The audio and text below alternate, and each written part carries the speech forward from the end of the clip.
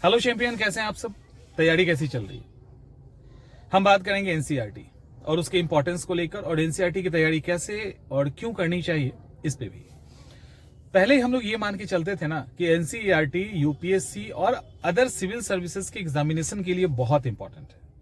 लेकिन आप अब पिछले कुछ सालों से अगर आप नोटिस करो तो एनसीईआरटी ने अपने पांव को फैला लिया है और अलग अलग वनडे एग्जामिनेशन, लाइक अभी बिहार एसआई का एग्जाम हुआ, सिर पकड़ लिया बच्चों ने। स्टेटमेंट बेस्ड सवाल है, कॉन्सेप्ट वाले सवाल है, इसके बाद असर्शन रीजन है, कूट है, कई सारे उनके क्वेश्चंस थे कि सर ऐसे ऐसे सवालों के कारण हमारी जो तैयारी थी वो प्रॉपर नहीं हो पाई, क्वेश्चन का लेवल बहुत ऊपर था।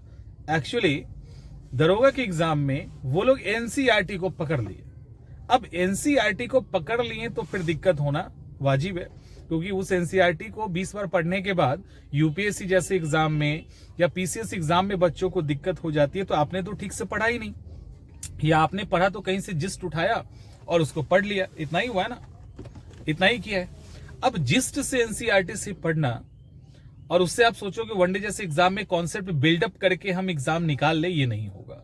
तो अब एनसीईआरटी ने अपने दायरे को इतना बढ़ा लिया है और उसके पीछे कारण है। कारण ये है कि यूपीएससी में तो था ही, अब कारण है कि वनडे एग्जामिनेशन में बच्चों की संख्या इतनी बढ़ रही है, आयोग के पास विकल्प, मतलब उस पर्टिकुलर दायरे में रह के क्वेश्चंस पूछने के विकल्प कम हो गए हैं। तो अपने लेवल को अगर बढ़ाना चाहे ना तो उसको एनसीईआरटी में जाना होगा। कॉन्सेप्ट माने वहां से उनको कंटेंट चाहिए, तो वो इन कर गए, दिक्कत हो गई। आगे सीजीएल का एग्जाम है, अदर कई सारे एग्जामिनेशन होंगे, उसके अंदर देखे जा रहे हैं एनसीईआरटी। तो एनसीईआरटी का रोल इतना बढ़ गया है कि अब हर एक को उसको पढ़ना चाहिए, हर एक बच्चों को एनसीईआरटी पढ़ना चाहिए। सवाल यह है कि एनसीईआरटी अपने में इतना पेचीदा है, इतना पेचीदा है कि आप सोचेंगे कि हम एक बार दो बार पढ़ ले तो हमारा एनसीईआरटी तैयार है, तो ये गलतफहमी है। दूसरी बात, आप ये सोचेंगे कि मार्केट में एमसीक्यू बेस्ड, एनसीईआरटी बेस्ड बहुत सारे एमसीक्यूज हैं कि प्रैक्टिस सेट हैं। इसके अलावा जिस्ट आता है अलग अलग सब्जेक्ट के एनसीईआरटी वाले, हम उससे कर लेंगे तो एनसीईआरटी हो जाएगा, नहीं, ये भी गलत है। वो तो मार्केट में है ही है, किया ही होगा, क्या हुआ, ऐसे नहीं होगा। एनसीईआरटी के लिए आपको एनसीईआरटी के सेंटेंस, जो उसके अंदर, जो एनसीईआरटी की खासियत उसकी लिखावट है, पर जिस शैली में लिखा गया है ना, वो एक्चुअली उसकी खासियत है। और उसके अंदर कई कॉन्सेप्ट और कई फैक्ट्स होते हैं। क्यों बच्चे कहेंगे कि आखिर एनसीईआरटी इतना आसान होता तो क्यों 20-25 बार पढ़ना पड़ता? आज भी सिविल सर्विसेज के लिए 20-25, 30-30 बार बिपिन चंद्रा ज्योग्राफी का जो एनसीईआरटी वो पढ़ना पड़ता है। और कई बार ऐसा होता है कि 20 बार पढ़ चुके हैं, सब चीज बढ़िया है, 21वें बार में पता चलेगा ओके ये छूट रहा था, 21वें बारे में पता चलेगा अच्छा जो अभी हम समझ रहे थे इसका ये मतलब नहीं, दूसरा मतलब था। ऐसा है एनसीईआरटी। तो इसमें डरने के लिए नहीं मैं ये कह रहा हूं, ये जो एक्चुअल एनसीईआरटी का इंपॉर्टेंस है वो हम आपको बता रहे हैं। सवाल है पढ़ना कैसे चाहिए। अक्सर हम एक गलती करते हैं, वो गलती है, अब मान लो आपकी एक स्पार्किंग एज होती है, स्पार्किंग एज होता है, एनर्जी जब होता है ना, वो स्टार्टिंग का पहला और दूसरा अटेम्प्ट वो बहुत कीमती होता है। हम क्या करते हैं, एनसीईआरटी लेके बैठ जाते हैं। अब एनसीईआरटी को मैंने बोला कि दो ही तरीका है, या तो एनसीईआरटी को आप बहुत हल्के में ले लोगे और सब पढ़ के खत्म, तो एनसीईआरटी का कोई फायदा नहीं, क्योंकि अगर आप हल्के में ले रहे इसका मतलब एनसीईआरटी को लेकर आपकी अभी समझ डेवलप नहीं हुई है, उसके इंपॉर्टेंस को नहीं समझ पाए हो। दूसरा है कि एनसीईआरटी को अगर लिटरली आप समझने लगे और सीरियसली आप पढ़ रहे हो, वो इतना भारी हो जाएगा कि सारे सब्जेक्ट कवर करते करते आप एनसीईआरटी को छोड़ देंगे, और ऐसा 90% केस में होता है। तीसरा हम एक और ले लेते हैं कि चलो ठीक है, आप बहुत जुझारू हैं, बहुत जिद्दी हैं और आप एनसीईआरटी पढ़ोगे ही पढ़ोगे और थ्रू आउट कंट्रोल पढ़ने की कोशिश करते हैं। उस चक्कर में आप अपने 12 से 16 महीने यानी 1 से 1.5 साल गंवा देते हैं, और आप सोचोगे कि हम पढ़ के एज इट इज सारा कुछ निकाल लें, तब भी आप कुछ ना कुछ चूक करेंगे उस एनसीईआरटी में। अब सवाल यह है कि बेस्ट तरीका क्या हो एनसीईआरटी पढ़ने का। देखो, एनसीईआरटी को पढ़ने का बेस्ट तरीका अगर आप मुझे फॉलो करते हैं तो मैं क्लियर बता दूं, एनसीईआरटी पढ़ने के पहले आप किसी का भी एनसीईआरटी से रिलेटेड लेक्चर एक बार देख लो। जैसे क्लास 6 का हिस्ट्री पढ़ना है ना, एक बार लेक्चर देख लीजिए, उससे रिलेटेड कोई नोट्स है उसको एक बार देख लीजिए।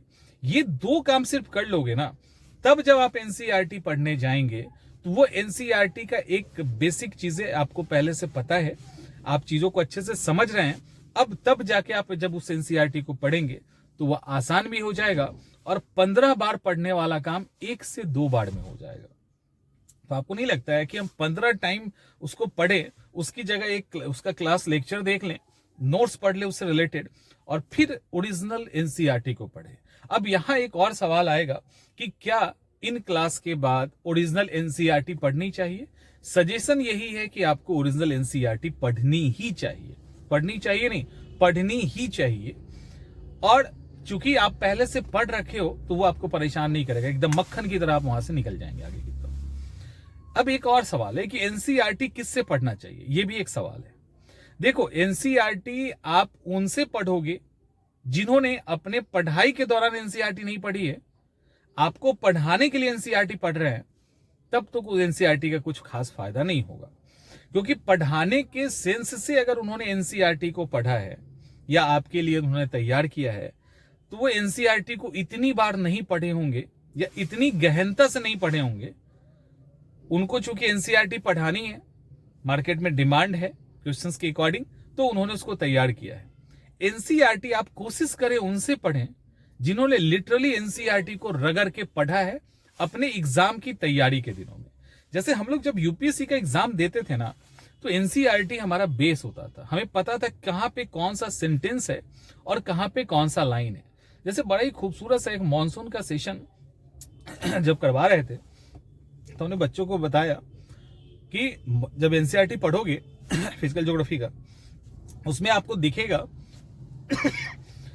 कि लिखा है, लाइन लिखा है कि मॉनसून में जो बारिश है वो दक्षिण से उत्तर, साउथ टू नॉर्थ, उसकी मात्रा कमती जाती है और ईस्ट से वेस्ट कमता जाता है। और एज इट इज यही सवाल यूपीएससी के पेपर में पूछे हुए हैं। पीवाईक्यू पलटोगे आपको मिल जाएगा।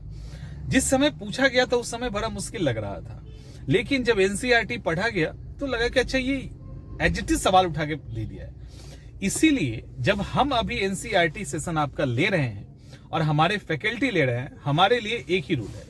देखो, हमारा एनसीईआरटी हम भी करवा रहे हैं, सुस्मिता मैम भी है और पूजा मैम भी है। एक ही रूल है और तीनों को फॉलो करना है और स्ट्रिक्टली फॉलो करना है, उसमें कोई भी गुंजाइश नहीं है, मेरे लिए भी नहीं, उनके लिए भी नहीं। हमें ये करना है कि हम आपको एनसीईआरटी को तैयार करवाएंगे। एनसीईआरटी तैयार करवाने के दौरान उस चैप्टर से रिलेटेड अगर कोई इंपॉर्टेंट लाइन हमें हूबहू आपको बतानी है, तो वो इंपॉर्टेंट लाइन हम हूबहू आपको बता के उसको एक्सप्लेन करेंगे। और जो उससे रिलेटेड चीजें समझानी है वो समझा के एक क्रक्स नोट्स आपको दे दिया जाएगा, जिससे एनसीईआरटी की जो तमाम मुश्किलें हैं वो आपका समाप्त हो जाए। तो ये काम हम एनसीईआरटी के सेशन में कर रहे हैं।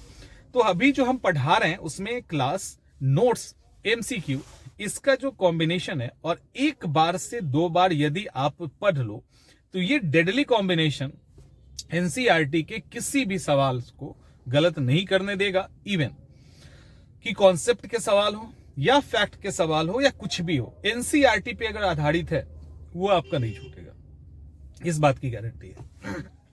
तो आई थिंक क्लियर, कोई कंफ्यूजन मत रखिए। और एनसीईआरटी के बैच को जिसने ज्वाइन किया है, सुन लीजिए आप भी, जिन लोगों ने एनसीईआरटी बैच को ज्वाइन किया है, निश्चिंत रहिए। आपके बैच की स्टार्टिंग 23rd से होनी थी, बट सरस्वती पूजा था, आज 26 जनवरी है, दोनों एकदम बैक टू बैक हो गया। तो जो सुस्मिता मैम है, पूजा मैम है, वो लोग वो जाना पड़ गया। अब लड़कियों को थोड़ा सा ज्यादा डिमांड होता है घर पे कि आ जाओ आ जाओ, तो सब लोग अब पटना में ही है, आ गए हैं। तो आपकी क्लासेस कल से फुल फ्लेज में विथ नोट्स, कंटेंट, ये सब आपको मिलेगा। और हमारा जो टारगेट है वो 23rd से ही है, 23rd का टारगेट है। और 60 डेज में हम आपके कोर्स को कंप्लीट करवा देंगे, A to Z समझा के, MCQ और PDF के फॉर्म में। तो किसी को कोई दिक्कत होगी तो बताइएगा, और दिक्कत के लिए हमने आपको नंबर दे रखा है।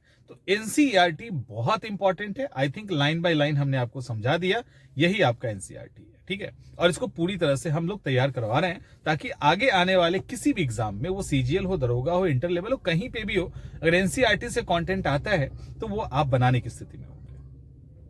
मिलते हैं नेक्स्ट सेशन में।